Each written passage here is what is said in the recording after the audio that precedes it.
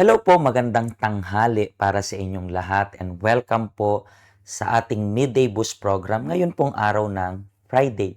And we are preparing ourselves sa weekend na rin kasi nga iniimbita ka ng Ama.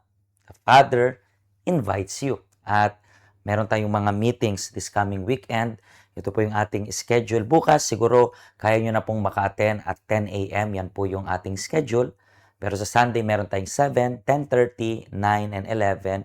Iba-ibang language man yan. So, feel free to choose na lang yung comfortable time para sa inyo. Tapos, meron rin po tayo na helpline dyan. If you need more information, just do not hesitate to send us a message. Okay? And to finalize yung pinag-uusapan nating topic, we are talking about yung spirito natin, di ba? We are talking about kung paano natin siya iingatan. Kung paano natin siya, alam mo yun, itatrato na isang bagay na babasagin, fragile, di ba? Handle with care. Sabi nga nila kapag marupok, please, di ko sinasabing marupok ka. What I'm saying is yung isip natin talaga is, totoo, marupok. Tama kayo. Kung sumasang-ayon ako, kung sinabi mong marupok ka, hindi dahil sa marupok yung puso mo. Pero yung isip talaga natin is marupok. Papatunayan ko po sa inyo na marupok yung isip natin kasi anumang negative na marinig mo about sa inyo, I don't believe na hindi ka affected. Yes, pwedeng sabihin mo na, Pastor, hinahayaan ko na lang sila. Pwedeng inuutusan mo yung isip mo na hayaan mo na lang sila. Pero I don't believe na hindi ka pa rin affected. Siyempre, maybe merong kurot. Merong kurot na nandoon sa puso mo na bakit nila to nasabi. But anyway, so yung isip natin marupok, situation. Tingnan niyo po how many times merong isang celebration or merong kasiyahan and then may naalala kang hindi maganda ng nakaraan. And then kaya nitong baguhin yung mood ninyo. So, yung dating masaya, nagiging malungkot. Bakit? Kasi nga, ganun yung nangyayari. So, yung isip natin marupok. That's why, kailangan nating ingatan. Ito nga yung verse natin, di ba? Higit sa lahat, umpisang-umpisa pa lang, higit sa lahat na.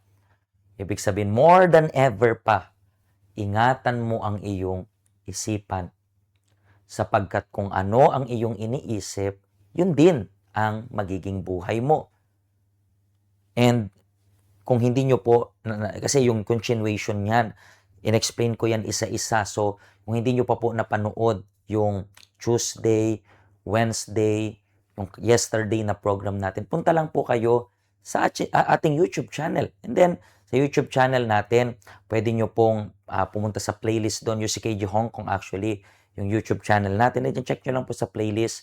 Maganda po na mabalikan nyo po. Believe me, may mga ibang episodes na nagbibigay pa po ako sa inyo ng assignment para matulungan kayo. So this time, makikita po natin yung isip natin nga marupok. And then, for the last time, tingnan nyo po yung verse na ito. Nasa pinakalas na tayo. Mamuhay ka sa katwiran at layuan mo ang kasamaan. So, dito po, merong dalawang, sabihin natin, kaisipan. May katwiran, ibig sabihin, mabuti, at meron rin pong kasamaan. Diba? Ina-explain po namin sa inyo na meron pong nag-e-exist na mga spirits rin, hindi yung multo. Once again, ang spirit, ibig sabihin, pag-iisip. So, di ba, meron pong Holy Spirit, ibig sabihin, banal na espiritu. Banal, okay? At meron rin pong masamang espiritu. At meron ka ring sariling espiritu. Bakit po kaya sa church iniisip natin or iniimbita natin na tayo ay mapuspos? Pumasok sa atin yung Espiritu Santo. Bakit natin yun ginagawa? Bakit natin ini-invite yung Espiritu Santo na pumasok? And how many times? Siguro, every time na sinasabi namin sa inyo, invite mo yung Holy Spirit. And then, mag-iisip ka ng kalapati.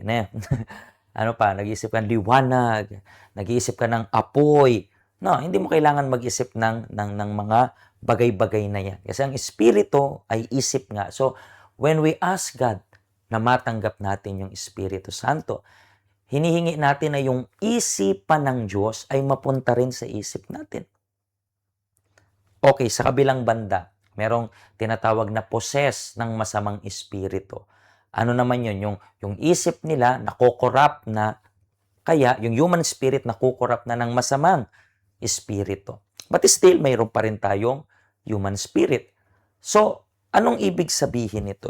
Yung human spirit natin, hindi yan inuobliga ng Diyos na gawin kung ano yung tama.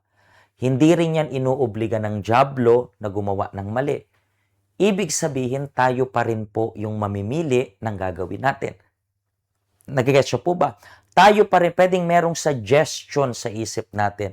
Ikaw pa rin po yung mamimili kung i-entertain mo yung hindi magandang kaisipan or puputulin mo na para hindi na lumalim pa yung ugat. Nasa inyo rin po yan kasi sabi ko nga, meron kang human spirit. Kaya nga, yung advice lang, basahin natin, mamuhay ka sa katwiran. Pero may mga tao na imbis na mamuhay sa katwiran, namumuhay ng nangangatwiran.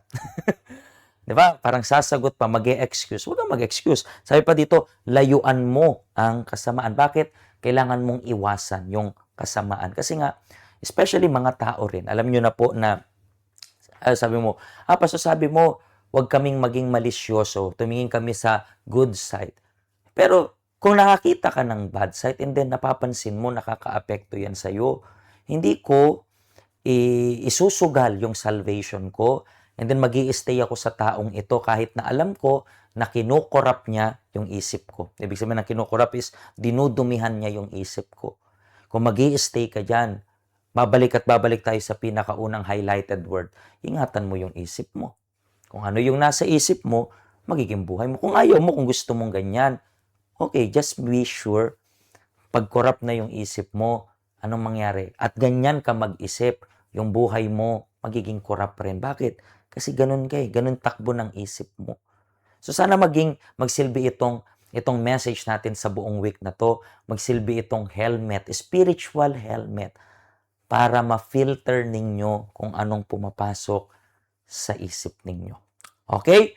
Mga kaibigan, I believe ready na yung isip ninyo na matanggap yung guidance ng Diyos. Nasa inyo na lang kung paano nyo to isasagawa.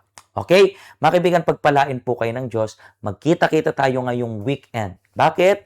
Kasi the Father invites you. Pagpalain po kayo ng Diyos.